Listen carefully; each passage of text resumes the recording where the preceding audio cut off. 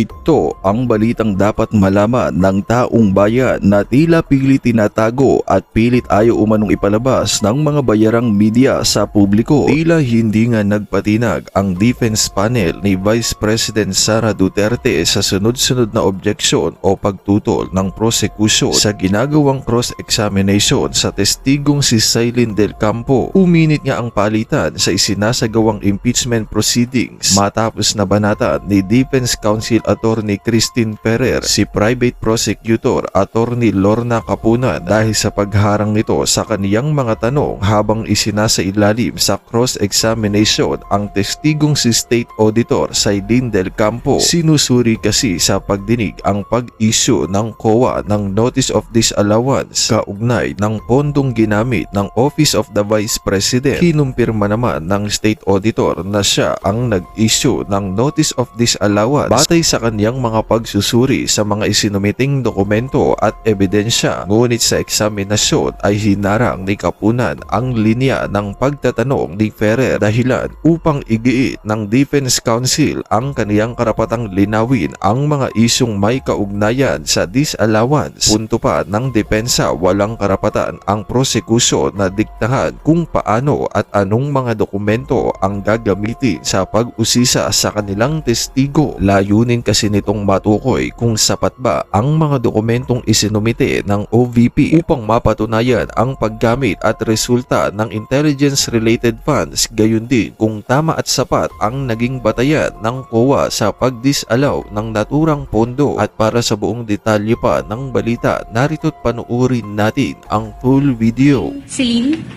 Is that the way that you pronounce your name? Celine? Sailin. Sailin? Okay. So, you have been with the COA since 2014, right? August 26, 2014 po. August 26. So that is around 12 years already. Yes po, magti-12 years. Okay. You assumed the accounts of the Vice President, the audit of the confidential funds of the Vice President and the DepEd when Attorney Wamil was reassigned to COA Pasay, correct? Opo, tama po. Curious lang ako, Ms. Sailin, was that reassignment a promotion or just a plain reassignment, if you know? Yung kay Mr. Wamil Yes. po. Na-reassign po siya. Reassignment lang. Okay. So, that was on February 12, 2024. Opo, tama po. So, Mr. Wamil was the one who prepared the AOMs for the fourth quarter of 2024 for the OVP. Tama? Yung AOM po is for the fourth quarter of 2022. At 2022 rather. Opo. Okay. And he also prepared the AOM for the first and second quarter of 2023. Ng OBP po. Okay. So, we will go back to that, no? So, when Mr. Wamil reassigned to you his account, was there any office memorandum that was issued by the COA Your Honor, reassigning please, you as the examiner? Of, The question is misleading, Your Honor. It is not Mr. Wamil who reassigned the account to her. She just occupied the position, Your Honor. The question was if there was an office memorandum assigning her to take over from Wamil, not Wamil himself. Witness may answer? Yung sa assignment po kasi namin, ang hawak No, namin... just please answer the question. Was there an office memorandum assigning you to handle the accounts of the OVP and the DepEd, particularly the confidential audit of these two offices? Meron po kaming order na ako po ang assigned na maghawak ng national government agencies po. Particularly the office of the Vice President and the DepEd. Meron ho kayo nun? Asked and answered, Your Honor. Hindi, my question was specific. No, I'm referring to the DepEd and the OVP. Witness may answer? These are national agencies. Your Honor, Your please, can the counsel allow me to continue my Asked question? and answered, Your Honor. Witness may answer, counsels. May memorandum po ba na nag-assign sa inyo specifically sa DepEd at OVP? Yung memorandum po is naka-assign ako sa national government agencies. All? Okay. Opo. Okay, I accept that answer, Your Honor. Was it Mr. Wamil who personally turned over his files to you? Iniwan po niya yung files niya sa office po nung malipat po siya sa COA Pasay. Sa kaninong office? Sa iyo or kaninong office ba? Sa Sa custodian po namin sa COA ICFAO. Okay. So, meron ho ba siyang iniwan na endorsement sa inyo? Na ito lahat yung mga files na iniwan ko for this particular account. Meron ho ba? For the OVP, mayroon ho bang siyang iniwan na endorsement? Yung mismong mga files po, iiwan po niya sa custodian namin. Endorsement ho, like letter, a summary containing all containing a list of the files that he turned over to the custodian. Meron ho bang ganon? Meron po kaming logbook pag natapos na po yung Logbook. Okay, pero dala mo ba yun ngayon? Hindi po. Okay. So how about dun sa DepEd? May iniwan ho ba siyang transmittal doon sa custodian na ito lahat yung mga iniwan kong files with regard to the audit of the DepEd confidential funds? Meron ho ba? Ang iniwan po niya is yung mismong documents. Yung mismong document. So walang transmittal na iniwan ho doon sa custodian. Yung mismong documents po yun. Okay, sige. May iniwan ho ba si Mr. Wamil sa inyo? Di ba sabi niyo may mga documents ho siyang iniwan. Di ba pag nag-audit ho tayo, meron ho tayong tinatawag na working papers. Yung mga drafts po natin. May iniwan ho si Mr. Wamil sa inyo noon? Your Honor, please, again, the question is misleading. This witness already said, asked and answered, that Mr. Wamil did not leave documents to her. Mr. Wamil left the documents to the office. I will rephrase, Your Honor. Kindly rephrase, Okay, Counsel. may May iniwan bang iniwan... worksheets sa custodian? Yes po. Nakasama po dun sa files yung mga working papers po. Alright, I'll take that answer. Kayo ho, paano nyo kinuha yung mga files na yun? Kinuha nyo lang diretso sa custodian? Ano pong proseso nun? Nung ma-assign po sa akin yung sa OBP at sa DepEd, nung nag-submit po sila ng response, ibinigay po sa akin yung response together with the documents na pinagbasehan po nung Audit Observation Memorandum po. Okay. So in short, niroute lang sa'yo yung response. Tama ho? Response together with Yeah. yung AOM, together with the attachment po na yung mga dokumento. Okay. So, kailan ho yan niroute sa inyo? Yung response, yung AOM, mga estimate lang po. Iba-iba po kasi, di ba, ang una is yung March 13, 2024 na response nila sa NS. Naibigay po sa akin to March 14. Yung sa iba po, hindi ko na matandaan yung exact dates, pero malapit po dun sa after masubmit yung response. Alright. I'll take that answer. Okay. So, WAMIL prepared the AOM for the fourth quarter of 2022 for the Office of the Vice President. Tama po? Opo. How about the first to third quarters of 2023? Sino ho ba yung nag-prepare ng AOMs na yun? Dalawa ho yun. Yung sa OBP po, na first and second quarter 2023, nandun pa po siya nung ma-issue po yung Okay. AOM. Yung sa third quarter po, siya yung nag-draft, pero nung na-finalize na po yun, wala na po siya sa COA ICFAO. So, yung custody po ng document na yun, nasa division chief. Kaya nung finalize po yun, division chief na po yung finalize. Okay. So, alright. Sige, we will flash this AOMs, no? Kasi nga si Mr. Wamil nga yung nag-prepare nung iba sa kanila, no? Sige.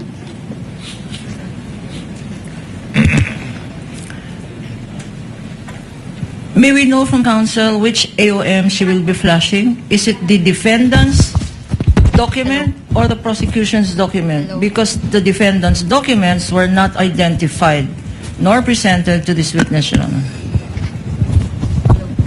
Then if counsel wants to confront the witness with documents she has identified, she has to use the prosecution's evidence because that was the one identified by the witness. If she now intends to present the defense documents, they are not documents that have been identified nor authenticated by this witness during her testimony. We will She can confront have them. a continuing objection. Excuse me, counsel. We will have a continuing objection to their presenting their documents which have not been identified by the witness. They are AOMs. AOMs have been identified by the witness, but these are prosecution's AOMs, Your Honor. May I suggest, Your Honor, to the defense counsel, since she refused for us to use the defense witnesses, that she uses now the prosecution's documents.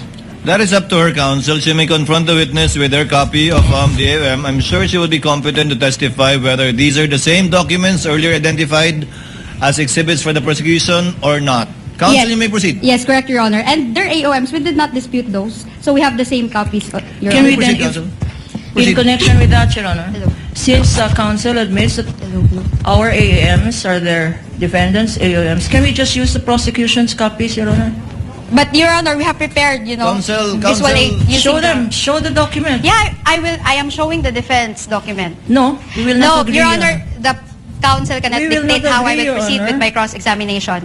Can the counsel, Your Honor, be reminded that I counsel will cross-examine? We for- will not agree, Your Honor, to What are you not presentation agreeing of to, the Attorney defense Kapunan? documents.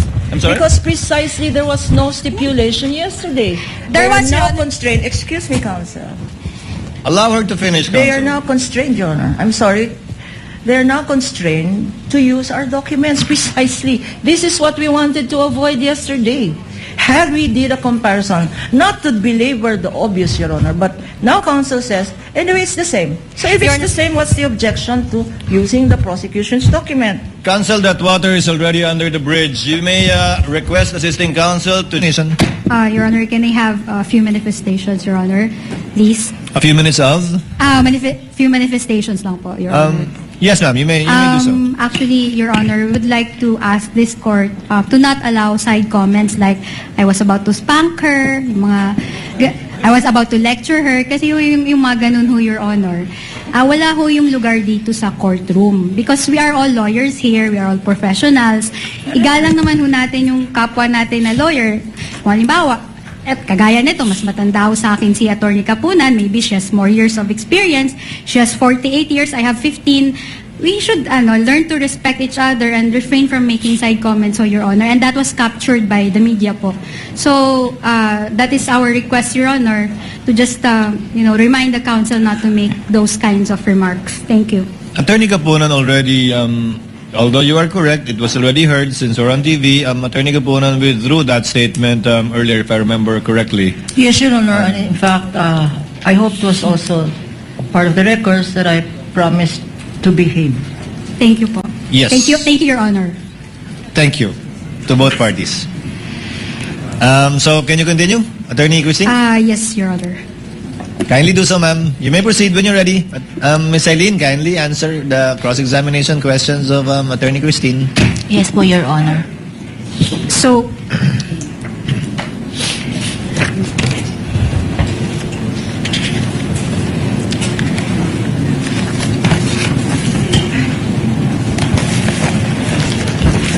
okay. Hello, Sailin. Good afternoon po. Okay, I hope you're fine. Okay, Apo. okay ka pa naman, no? So, let's go to the liquidation of confidential funds. That is under section 6.2.3 of the JC. Pwede pong Yes, I will ask my counsel to give you a copy of the JC. Please. Assisting counsel may approach. Assisting counsel for the prosecutors may likewise approach to view the document. Kindly peruse the JC under 6.2.3.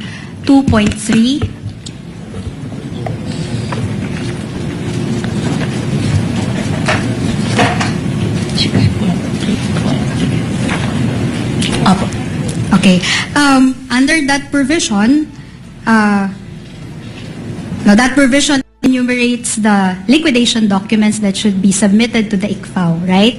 Opo, tama Okay. po. First is liquidation report, correct? Opo. Next, certified copy of the check and paid DV or disbursement voucher of the cash advance drawn for the CF being liquidated, signed and or approved by the head of office with certification by the agency accountant, stamped and printed on the DV. Is that correct? Opo, tama po. Okay. And number 3, documentary evidence of payments and certification from the HOA, and there is a format for that under Annex B of the JC, correct? Opo, tama po. Then physical and financial plan. Opo, Okay. tama po. And then certified copy of accomplishment report and its proof of submission to the Office of the President, the Senate, President, and House Speaker. Is that correct? Opo, tama po. Okay. And then copy of the transmittal letter of the DV and supporting documents pertaining to the cash advance being liquidated. Tapos yan ay may receiving copy ng COA audit team leader. Opo, tama po. Okay. So, lahat naman ho yan, no, based sa inyong audit, na-submit ho yan ng Office of the Vice President for the fourth quarter of 2022 as well as the first to third quarters of 2023. Opo. Okay. Nasubmit din ho yan when it comes to the liquidation of confidential funds of the DepEd for the first to third quarter of 2023. Opo, tama. Okay, thank you po. So, precisely nga, yun nga yung nag-come up ho kayo ng audit findings ninyo in the form of the notices of disallowance. Opo, doon na po ako pumasok sa notices of disallowance. Okay, so, can we go back to the second ND? Ralph, can you please give a copy to the witness? That is dated March 1, 2026. 31. 31, Your Honor. I stand corrected. March 31, 2026. Okay, do you have that copy already? Let's go to paragraph 2. Celine. Paragraph 2, it says there, based on the results of our evaluation, with due consideration to subsequent information given under oath during the hearings of the Committee on Good Government and Public Accountability of the House of Representatives, the amount of 375 million is hereby disallowed in audit. Nakita niyo ba yan? Opo, tama po. So, I'm just curious, Celine, isn't it that the audit of confidential expenses be based on the liquidation documents submitted by the agency? Pwede din po kaming mag-rely sa available information po. Mag-rely sa available information. Yes po. And yung information po na ito is galing dun sa Committee on Good Government and Public Accountability. Yes, I just cited that. I'll propound questions later. But nakalagay ho ba sa JC na pwede kayong mag-rely specifically no, dun sa committee hearing na ginawa ng CGGPA, no, Committee on Good Governance and Public Accountability? Pwede po siyang pumasok dun sa 6.2.3.7 na other supporting documents or necessary for the audit. Dun po siya papasok. Dun siya papasok Opo. sa other supporting documents. Opo, kasi parang additional information po. Okay. But isn't that a hearing? Na wala namang, ano ba yung documents na nanggagaling doon from... Anyway, I'll withdraw my question. Pero, naalala mo yung nag-testify dito si Wamil? Si auditor, co-auditor Wamil? Naalala mo yun? The day before you testified. Opo, nag-testify po siya. Pero ano pong... Okay, I'm about to ask you a question. So, noong August 5, 2026, nag-testify si Attorney Wamil, and he was asked by the good Senator Erwin Tulfo, okay, and the good Senator said, no, nasa ano po yan, journal, but I'm saying every agency na meron pong intel or confidential fund, do they have to undergo audit periodically or random lang? Dahil marami po tayong ahensya ng gobyerno na may intelligence confidential fund na hindi naman dapat. And Attorney Wamil said, ang audit po namin ay based dun sa liquidation documents na sinubmit po nila. So, would you agree with me that the TSNs that form part of the CGGPA hearings were not part of the liquidation documents that were submitted by the OVP? Hindi po siya naging part ng submission, pero... Okay lang, okay. I have to, okay na yun, no? You can answer me with yes or no, no? So, hindi ho part yon sa liquidation documents ng OVP. Your Honor, this question is misleading. This witness never testified that it is part of the submissions or documents submitted by the OVP or DepEd by way of liquidation of confidential funds. I think never counsel testified that. is quoting paragraph 2 of the notice of disqualification that they took into account. Based on the results with due consideration, they took into consideration the Committee on Good Government and Public Accountability report. Witness may answer. Yes. Thank you, Your Honor. Pwede pong pakiulit yung tanong. Sige, agree ho ba kayo na yung mga transcript of stenographic notes doon sa CGGPA hearing, Committee on Good Government and Public Accountability, hindi po kasama doon sa liquidation documents na sinubmit po ng OVP, Office of the Vice President? Hindi po kasama sa submission. Okay, salamat po. Hindi din po kasama doon sa sinubmit na liquidation documents po ng DepEd? Hindi din po. Okay, thank you. Let's go back to the notice of disallowance, please. Okay, can we go to the opening statement? Yung we have audited the submitted liquidation reports. Nakita niyo ho yan?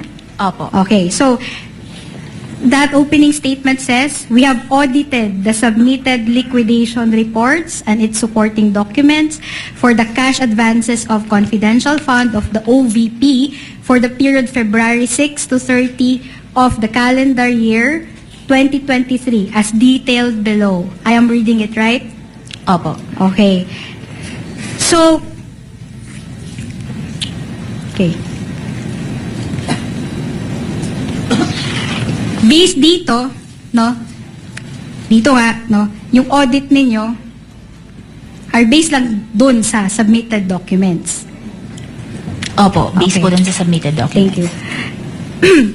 Now, dun po tayo sa ND, no? May nakalagay, you can go over ho, no? May nakalagay ho ba na word yan na misuse of funds? Ground po ba yun ng disallowance? If you go over the ND? Wala po dito yung word na misuse, pero during... I'll ask you later, no? If I have questions on that, not. Okay, thank you. So wala ho doon, no? How about the word corruption? Mayroon ho ba? Based po dito sa wordings ng ND, walang nakalagay Wala. po. Okay. How about misappropriation? May nakalagay ho ba dyan? Yung mismong word po na yun, wala rito. Pero, Mr. Presiding, okay. Your Honor, please. Yun lang ho yung tanong ko. Your Kindly Honor, just answer the Presiding. question, Ms. Eileen, so that we can move forward faster. Kung ano na po yung tanong, Okay po, thank you. opposing counsel will have her chance at redirect. Okay. So, dun tayo sa acknowledgement receipts, no? Earlier, testified that you reviewed the acknowledgement receipts, okay, which form part of the liquidation documents ng OVP at saka ng DepEd. Opo, tama. In fact, nag-come up kayo ng summary. Yes po, during my evaluation, tinabulate ko po yung acknowledgement receipts. Okay, and you have reviewed 1,823 ARs for the OVP. Tama ba yung number na yon? Ang pagkakatanda ko po is hindi ko makakuha yung total, pero Pero more or less 519 sa first, 530 and 774 sa third quarter. The court will confirm 1,823 as manifested by the counsel for the panel of prosecutors. Okay, and for the DepEd, it's 1,824. Opo, tama po. Okay, for a total of 3,647 ARs. Yes po, for the for the 2023 po ng both Yes, OVP and DepEd. that is I'm about to ask that, no? That pertains to the first 3 quarters of those 2 agencies. Correct? Opo, tama po. Now, of course, in identifying the ARs, kahapon, no, you provided schedules. Yung tabulation Okay. ko po. We will be showing the schedules, Your Honor, to the witness. When you say schedule, counsel, you mean the dates? the summaries, Your Honor, that they provided to us yesterday. With the dates. They're not scheduled, Your Or Honor. summaries. I stand corrected. They're Tables and summaries. tabulations, Your Honor. Yes, Yes. There tables are and two, summaries. just to clarify, Honorable Yes, Presiding, Attorney Kapunan. the documents presented by this witness are of 2 natures. One is a tabulation, which is marked, and the other is a summary. The summary of the tabulation, Your Honor. Marked as Separately -1. marked, Your Honor. -1, -2, -1, Your Honor. So what is counsel referring to? The summary, the tabulation? or I the will be tabulation? confronting the witness. Kaya naman anong masasabi mo sa balitang ito? Kung mayroon kang hinaing at komento ay mag-comment ka lamang sa ibaba ng videong ito. Maraming salamat.